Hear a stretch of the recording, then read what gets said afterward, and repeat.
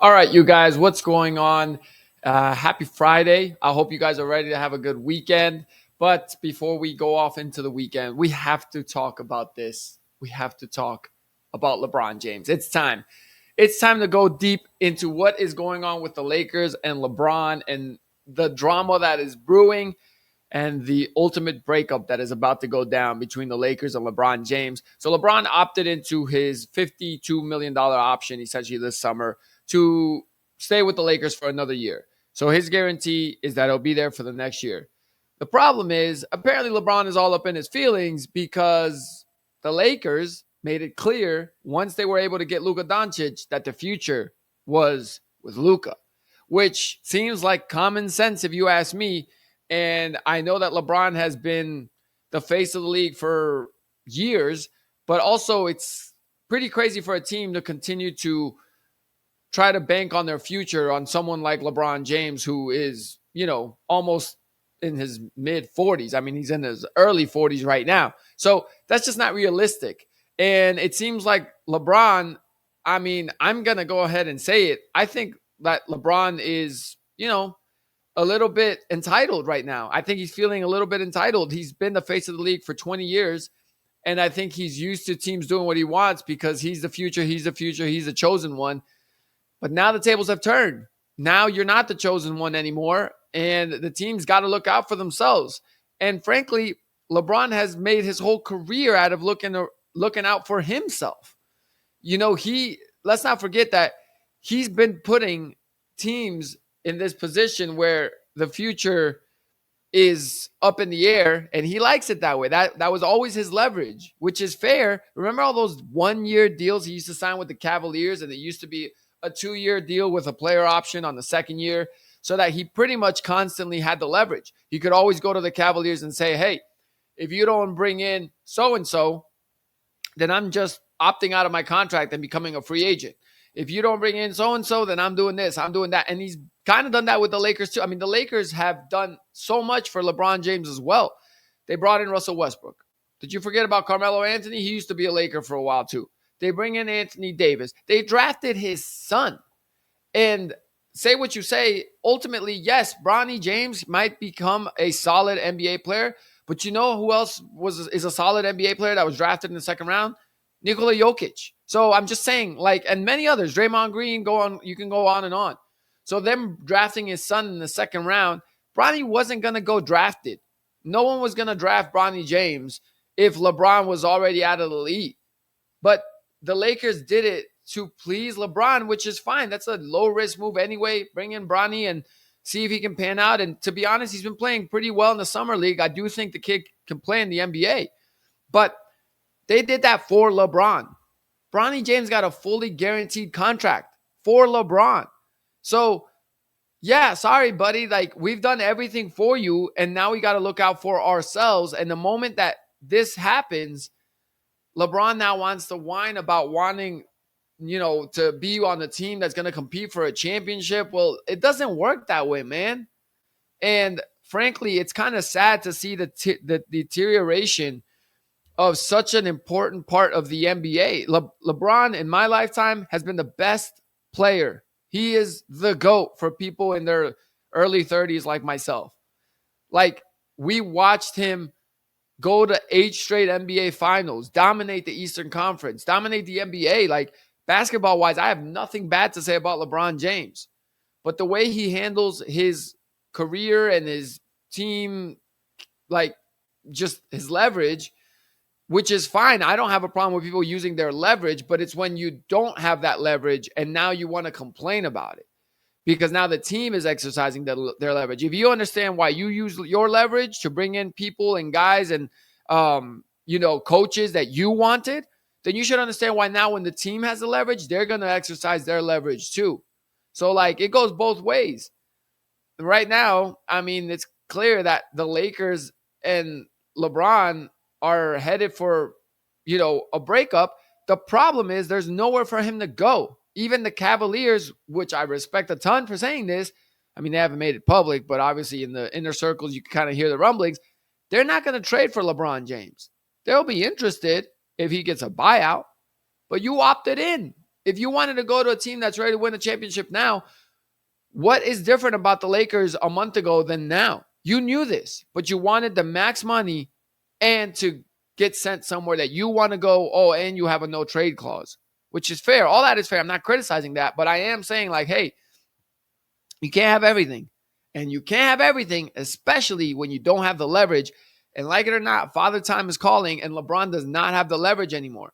What team is going to give up any core young pieces for 1 year of LeBron? And with this kind of behavior, which shows also, yeah, if we bring him in and his co-star goes down with an injury, how do we know next year he's not going to do the same thing and demand a trade or want a buyout, et cetera, et cetera? Like, I mean, it's really sad that it's going down this way. I think the chemistry between him and Luka is going to be awkward now. If I'm Luka, yeah, I feel kind of like I've been put in an awkward situation now where, it's like if parents have told the two brothers and they tell one of them, like, you're my favorite son.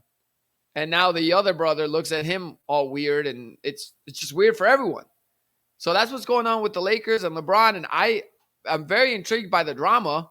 That's great. We're going to have a lot of drama from the Lakers this next year. But I mean, a buyout is the only thing I could see happening, because also LeBron commands such a high salary that there's no way, like, teams have to include expensive players in the trade. So he can't really get traded. And even if you want to say, like, well, guys, they can put together bad contracts to trade to the Lakers, why in the world would the Lakers take that back? Why? Why are they going to ruin their franchise moving forward to appease LeBron James? And it seems like LeBron expects them to. Like, LeBron has this mindset of entitlement of, like, well, I'm LeBron James and you guys should treat me like the king. It's like, no, that's not how it works. And that's not how it ever worked. No one ever just wanted to treat him that way, or no one wanted to no GM, I'm sure, wanted to sit there in the room and be like, guys, LeBron wants to bring in Russell Westbrook. So, let's do that. Let's all be happy to do that, even though we don't think this is going to work out. No, they didn't want to, but they didn't have the leverage to say no. And now they do. And now LeBron's unhappy. Boo-hoo. Like, the Cavs were unhappy when you wouldn't commit to them. That last year with Cleveland, he was pretty much publicly toying with the Cavaliers, pretty much wanting them to trade their draft pick, wanting them to trade draft picks for older veteran guys. But LeBron wasn't committed past that year. So good for the Cavs for finally sticking up. And that's why the Cavs are being successful now. Otherwise, they would have still been trash without him, because they would have gotten rid of all their good assets for LeBron just to have LeBron leave, just like when he did to Miami. Oh, and also Miami also bent backwards for LeBron. Remember, he took like 2 weeks vacation pretty much during the season. Like, do you think that he wanted that? Or do you think that he just didn't have the leverage because LeBron was in his prime and he was the best player in the NBA? So I think it's really ironic that he has a problem now with the team using their leverage. And he's apparently, from his camp, they're mad because the Lakers went and talked to Luka about the ownership change that was going on and didn't talk to LeBron about it. Yeah, well, guess what? They probably talked to you when you were in Cleveland about changes that were going to happen and didn't talk to Zydrunas Ilgauskas or Kyrie Irving or any other teammates that you had, because you were LeBron James. You were the future. And Luka's the future of the Lakers now. And you either got to get with that, or you're just going to be stuck being miserable this season, because you're not going to come to terms with that. And it's a sad reality.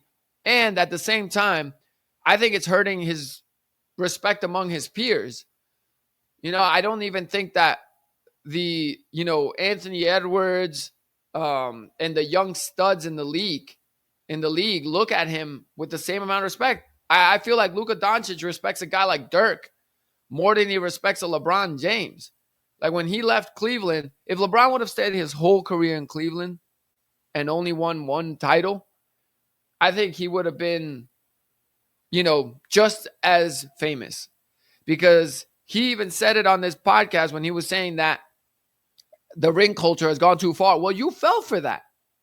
You left Cleveland to chase rings in Miami because you listened to the outside noise about how important you needed to have a ring.